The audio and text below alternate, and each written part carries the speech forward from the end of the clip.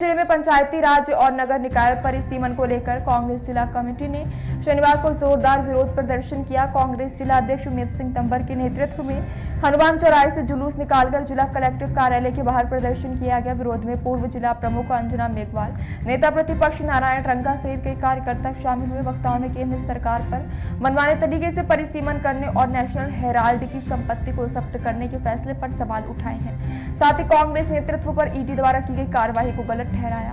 विरोध के दौरान नवीन ग्राम पंचायतों और वार्डों से संबंधित सुझाव को संकलित कर एसडीएम को ज्ञापन सौंपा गया। प्रदर्शन के माध्यम से सरकार को चेताया गया कि यदि जनविरोधी फैसले वापस नहीं लिए गए तो आंदोलन तेज किया जाएगा।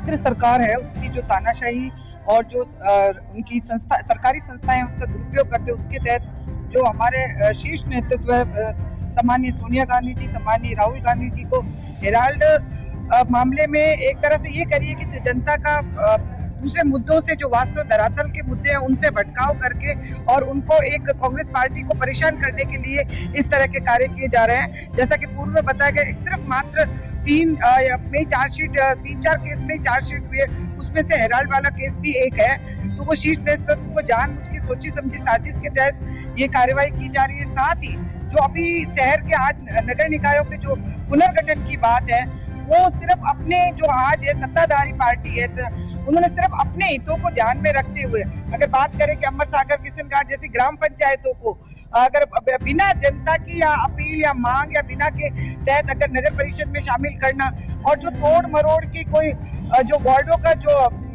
पुनर्गठन में जो परिसीमन में जो कई खामियां हैं जो नियम कायदों को पालन नहीं करती है और प्रशासन भी अब देखो कितनी कार्रवाई करता है। प्रशासन भी एकदम रुख रखते हुए सिर्फ एक औपचारिकता मात्र आपत्तियां ले रहा है, जबकि वाजिब वास्तव में नेशनल हेराल्ड मामले को लेकर जिस तरीके से मोदी सरकार तानाशाही कर रही है उसको लेकर अखिल भारतीय कांग्रेस कमेटी तथा राजस्थान प्रदेश कांग्रेस कमेटी के निर्देश पर जिला कांग्रेस कमेटी जैसलमेर द्वारा आज यह विरोध प्रदर्शन किया जा रहा है। जैसा कि आप सभी जानते हैं, सन 1931 में पंडित जवाहरलाल नेहरू जी ने 3 अखबार चालू किए थे, नेशनल हेराल्ड अंग्रेजी में, हिंदी में नवजीवन और उर्दू में कौमी एकता नाम से जो 3 पत्र निकाले थे।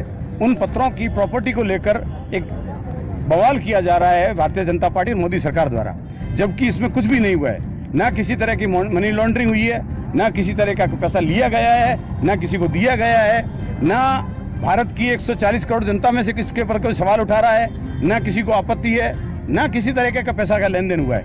नेशनल हेराल्ड के जो कर्मचारी थे उनकी कर्मचारियों की तनख्वाह के लिए जो पैसा दिया गया उसको लेकर जो नाटक किया गया है भारतीय जनता पार्टी द्वारा, ये अपने आप में बहुत दुखद है और निंदनीय और भर्त्सनाजनक है कि भारतीय जनता पार्टी तानाशाही कर रही है, जब वो दादागिरी कर रही है। और उन्होंने पिछले 10 साल में 900 छापे मारे, ईडी ने और सीबीआई ने 900 छापे मारे।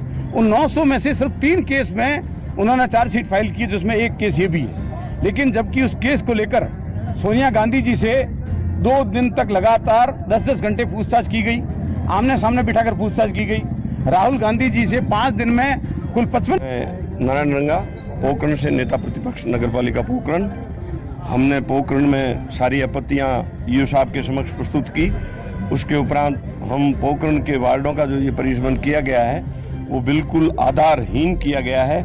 कई वार्डों को समाप्त कर दिया गया, जबकि नए वार्ड बनाना समाप्त करना उनके अधिकार क्षेत्र में नहीं है। 15% कम और ज़्यादा वोटों को समानीकरण करना ही था। राज्य सरकार के इस प्रकार के आदेश हैं, लेकिन आदेशों के विरुद्ध उन्होंने काम करके और एक जाति विशेष के लोगों को एक साथ एक वार्ड से 250 को उठा करके 19 नंबर वार्ड में डाल देना और 8 नंबर वार्ड जो SC/ST का है उसको 1 नंबर में एक साथ रह रहे अल्पसंख्यक लोगों के साथ में मिला देना और 22 और 23 जो वार्ड है SC/ST के जो हमेशा रिजर्व आते हैं उनको भी ले जा करके 24 नंबर वार्ड बना करके छोड़ देना, उनके वार्डों को समाप्त करना, इस प्रकार की कई कमियां रख करके राजनीतिक द्वेष से जो ये परिसीमन किया गया है उसके संदर्भ में ही हमने माननीय कलेक्टर महोदय साहब के सामने हम पोखरण से आए हैं और उनके सामने मांग रखी है। हमें पूरा विश्वास है कि कलेक्टर महोदय हमारी इस बात को सुन करके हमें न्याय दिलाएंगे, ऐसी हम उम्मीद करते हैं।